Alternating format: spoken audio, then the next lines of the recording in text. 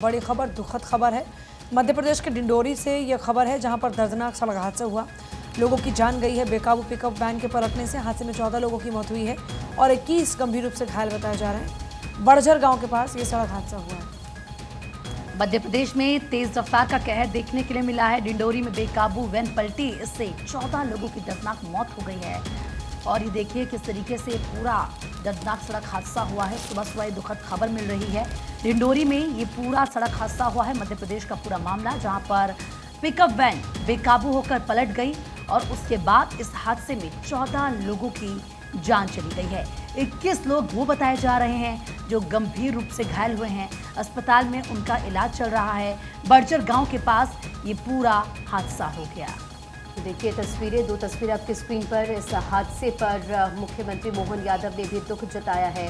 डिंडोरी से ये खबर, जहां मध्य प्रदेश में तेज रफ्तार का कहर देखने को मिला है और इस हादसे पर मोहन यादव ने दुख जताया। सोशल मीडिया प्लेटफॉर्म एक्स पर पोस्ट भी लिखा उन्होंने।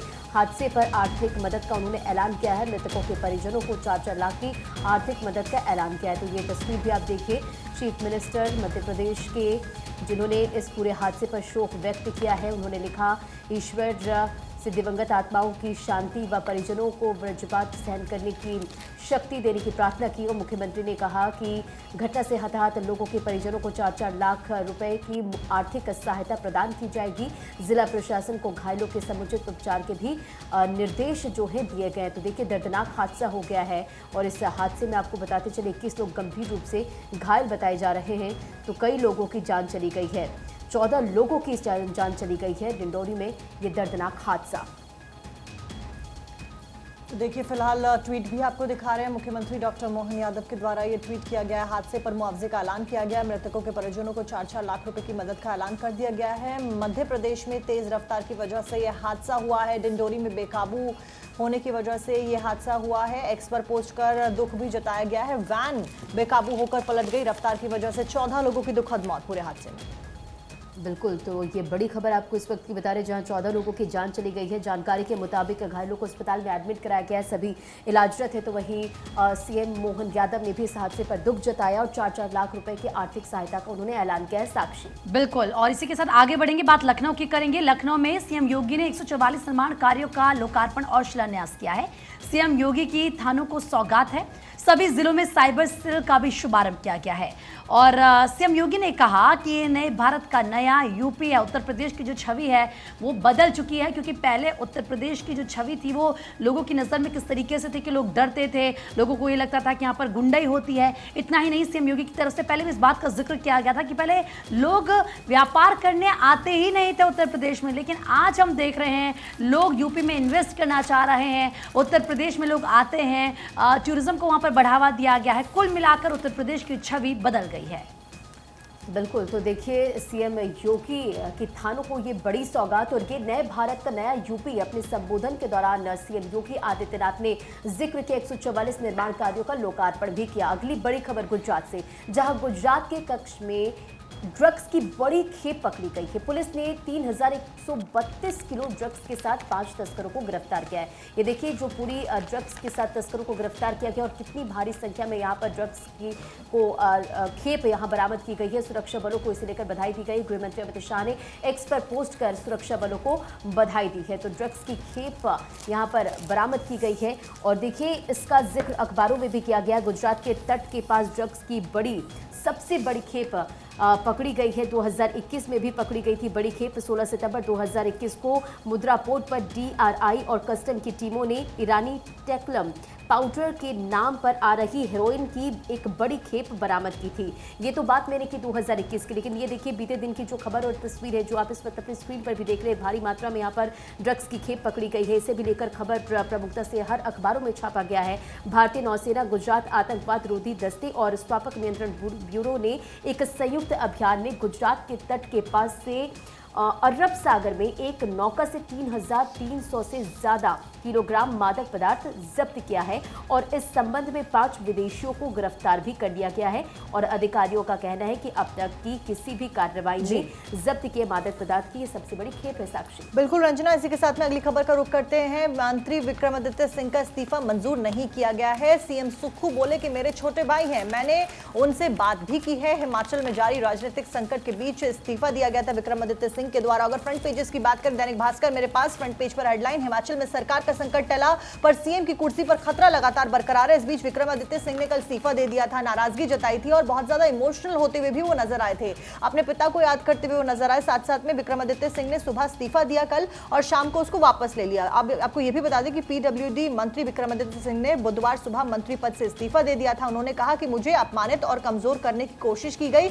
लेकिन मैंने सरकार का समर्थन किया। विधायक असंतुष्ट हैं, इसके चलते क्रॉस वोटिंग हुई है। उन्होंने कहा कि कांग्रेस उनके पिता वीरभद्र सिंह के नाम पर सत्ता में आई, लेकिन पिता की प्रतिमा लगाने के लिए जगह तक नहीं दी गई। हालांकि देर शाम विक्रमादित्य सिंह ने इस्तीफा वापस ले लिया और सीएम सुक्खू ने कहा कि वो मेरे छोटे भाई की तरह हैं। और चलिए आगे बढ़ रहे हैं। हिमाचल बीजेपी के ही 15 विधायक सस्पेंड हुए। विधानसभा स्पीकर ने ये कार्रवाई की और आपको याद होगा कि जब हम यहीं पर जागो भारत में लगातार आपको खबरें बता रही थी, उस दौरान में पूर्व मुख्यमंत्री हिमाचल के उनकी ओर से कहा गया कि हमारा जो विधायक है उनको सस्पेंड किया जाएगा और एग्जैक्टली वैसा हुआ भी। और ये सब जो कवायद थी वो थी हिमाचल की सरकार को बचाने की कि अगर अविश्वास प्रस्ताव पेश किया भी जाता है तो 25 में से अगर 15 विधायक चले गए तो वो अविश्वास प्रस्ताव वैसे ही वहाँ पर बीजेपी के हक में काम करता नजर नहीं आएगा। तो वहाँ पर अपनी सरकार में जो संकट चल रहा था उसको हटाने के लिए, सरकार को बचाने के लिए जो कवायद की गई थी उसमें कामयाबी हासिल हुई और हिमाचल बीजेपी के 15 विधायकों को सस्पेंड किया गया।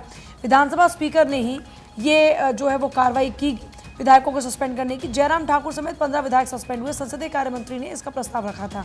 हालांकि देखिए, इसको लेकर बीजेपी ने नाराजगी जाहिर करनी शुरू कर दी थी कि किस आधार पर आप ये सब कर रहे हैं, ये तो लोकतंत्र की हत्या हुई, तमाम तरह के आरोप लगाए गए। लेकिन एक राहत की बात कांग्रेस के लिए रही कि कांग्रेस ने अपनी सरकार को ये कह लीजिए कि कुछ वक्त तक के लिए तो बचा ही लिया है। जो संकट एकदम से गहरा गया था और कल लग रहा था कि सीएम सुक्खू की कुर्सी जाएगी, खबर यहाँ तक आ गई थी कि सीएम सुक्खू ने इस्तीफा तक दे दिया। फिर सीएम सुक्खू ने खुद आके क्लियर किया कि ऐसा नहीं है, मैंने कोई इस्तीफा नहीं दिया, हमारी सरकार 5 साल तक चलेगी। और देखिए किस तरीके से 15 विधायक हैं जिन्हें सस्पेंड किया गया है। ये विधानसभा स्पीकर की तरफ से कार्रवाई की गई और ये बीजेपी के विधायक हैं। दरअसल आप समझिए कि कांग्रेस ने भी पूरी रणनीति तय कर ली थी, क्योंकि खुद अगर आप देखेंगे जो कांग्रेस के दिग्गज नेता हैं उनको वहां पर भेज दिया गया था। प्रदेश प्रभारी राजीव शुक्ल तो पहले से मौजूद थे। इसके अलावा छत्तीसगढ़ के पूर्व सीएम भूपेश बघेल भी पहले से ही हिमाचल में मौजूद थे। स्ट्रैटेजी बनाई जा रही थी। तो वहीं विक्रमादित्य सिंह ने भी सीएम सुक्खू पर आरोप लगाते हुए सरकार से इस्तीफा दे दिया था। फिर कहा कि सीएम ने विधायकों को नजरअंदाज किया, उनका बयान सामने आया। ये सब विधायकों को नजरअंदाज करने का ही नतीजा है, क्योंकि बात जो उनकी थी वो सुनी नहीं गई। कुछ दिन में अगला कदम उठाऊंगा। और मैं आपको ये बता दूं कि देखिए, दैनिक जागरण न्यूज़पेपर इस वक्त मेरे पास है खुद सुक्खू का स्टेटमेंट भी यहाँ पर, जिसका जिक्र किया गया है। विक्रमादित्य को लेकर उन्होंने कहा कि विक्रमादित्य सिंह मेरे छोटे भाई हैं, उन्हें हम मना लेंगे। कई बार गुस्से व नाराज़गी में वो काफ़ी चीज़ें इस तरीके से बोल देते हैं या फिर गुस्से नाराज़गी में इस तरह की बातें बोल दी जाती है। ये बात सुक्खू की तरफ से कही गई, यानी कि ये बात वो भी समझ रहे थे कि जो नाराज़गी थी लोगों की, जो आवाज़ पहले से उठ रही थी, 15 महीने में सरकार बने हुए और ऐसे में पहले से विधायक तमाम नाराज़गी अपनी जाहिर कर चुके थे। तमाम ऐसी चीज़ें थी जिनका लेकर उनका ये कहना था कि सीएम उनकी बात को नज़रअंदाज करते हैं और उसी का असर हमने ये देखा कर। अब बिल्कुल देखिए, राज्यसभा चुनाव में क्रॉस वोटिंग के बाद हिमाचल कांग्रेस पर जिस तरह से बादल मंडरा रहे थे, अब वो कहीं ना कहीं शांत हो गए और इस बीच बयान भी लगातार सामने आए हैं। अनुराग ठाकुर का बयान सामने आया और इस बयान का जिक्र तमाम अखबारों में भी है। अनुराग ठाकुर ने कहा, कांग्रेस से अपनी ही पार्टी नहीं समझ रही है। कांग्रेस ने जनता से किए वादे को पूरा नहीं किया। कांग्रेस ने बड़े और झूठे वादे करके सत्ता हथियाई है। ये बयान आपको अनुराग ठाकुर का बता रहे हैं। तो देखिए, अखबारों में भी केंद्रीय मंत्री अनुराग ठाकुर के बयान का जिक्र किया गया। हिमाचल में कांग्रेस विधायकों का अपनी ही सरकार से भरोसा उठ गया है। कांग्रेस बिखरी नजर आ रही है और इसकी जिम्मेदार वह खुद है साक्षी। और देखिए, इस बीच हिमाचल में सियासी संकट के बीच में प्रियंका गांधी का बीजेपी पर हमला सामने आया। एक्स पर पोस्ट कर प्रियंका गांधी के द्वारा लिखा गया कि 25 विधायकों वाली पार्टी चुनौती दे रही क्योंकि बीजेपी के पास 25 सीटें हैं। इस बीच मशीनरी का दुरुपयोग किया जा रहा है, ये बड़ा आरोप बीजेपी के ऊपर प्रियंका गांधी वाड्रा के द्वारा लगाया गया। और देखिए, कल जयराम रमेश भी प्रेस कॉन्फ्रेंस कर रहे थे, उनके द्वारा भी बड़े आरोप लगाए गए और उन्होंने क्रॉस वोटिंग को दुर्भाग्यपूर्ण बताया। बहरहाल बीच में ये प्रियंका गांधी का आप ट्वीट देख रहे हैं, लोकतंत्र में आम जनता को अपनी पसंद की सरकार चुनने का अधिकार है, इस बात का वो जिक्र करती हैं। हिमाचल की जनता ने अपने इसी अधिकार का इस्तेमाल किया है और बीजेपी के ऊपर हमला साधते हुए 25 जो विधायक है उनका जिक्र किया कि 25 विधायकों वाली पार्टी 43 विधायकों के बहुमत को चुनौती दे रही है।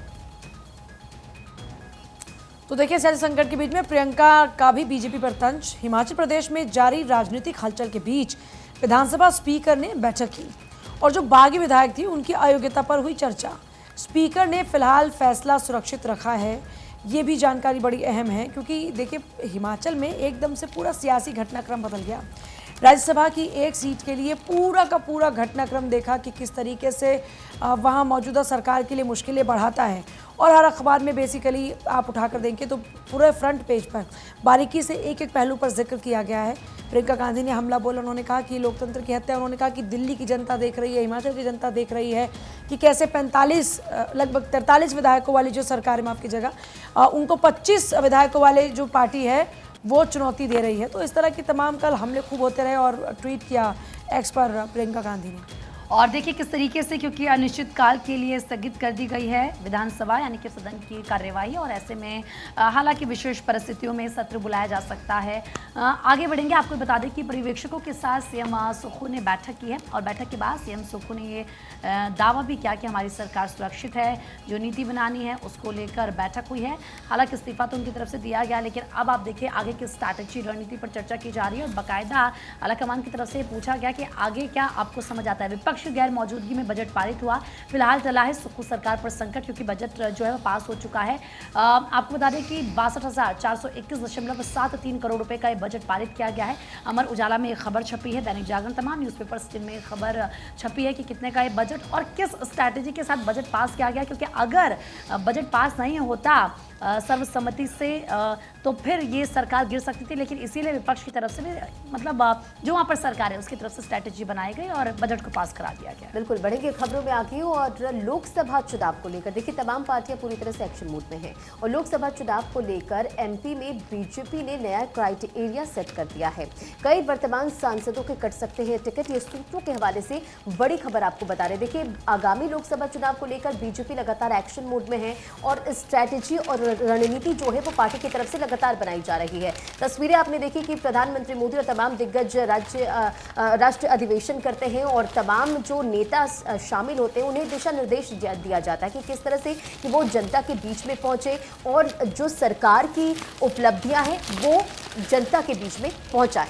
आगे बढ़ते हुए अगली खबर का रुख कर लेते हैं। आपको बता दें कि राजस्थान में कांग्रेस का बीजेपी सरकार के ऊपर बड़ा आरोप सामने आया। कांग्रेस के द्वारा कहा गया कि हमारे फोन टैप करा रही है भजनलाल सरकार, डोटासरा अधिकारियों के फोन टैप हो रहे हैं। यहां पर डोटासरा के द्वारा कहा गया अधिकारियों को ट्रांसफर का डर भी सता रहा है। कांग्रेस सरकार के दौरान बीजेपी ने टैपिंग के आरोप लगाए थे और अब वही आरोप यहां पर कांग्रेस पार्टी लगाती हुई सामने आ रही है। फोन टैपिंग के गंभीर आरोप। देखिए, कुल मिलाकर देखा जाए तो आप हर राज्य को उठाकर देखिए, 2024 की करीबियों के चलते इस वक्त सियासी पारा चारों तरफ हाई है और आरोप प्रत्यारोप का दौर तो यूं कि थमने का नाम नहीं ले रहा। राजस्थान के अंदर अब मौजूदा सरकार बीजेपी की है तो कांग्रेस आरोप लगा रही है कि हमारे कॉल टैपिंग कराए जा रहे हैं। जब इनकी सरकार थी तो ये हम पर लगा रहे थे, लेकिन आज ये खुद वही काम कर रहे हैं। बिहार की बात करेंगे जहाँ विश्वविद्यालय पर किसका अधिकार, शिक्षा विभाग की मीटिंग में नहीं आए वीसी, राजभवन पड़ा भारी, फोन पर सफाई, सभी वीसी के अलग अलग बहाने। कुछ सचिव परीक्षा नियंत्रकों की बैठक बुलाई गई थी। अब राजभवन शिक्षा विभाग के बीच लेटर वॉर चला है। देखिए, बात अगर शिक्षा विभाग की जाए तो यहाँ पर ये कोई नई तकरार या नई रार नहीं है।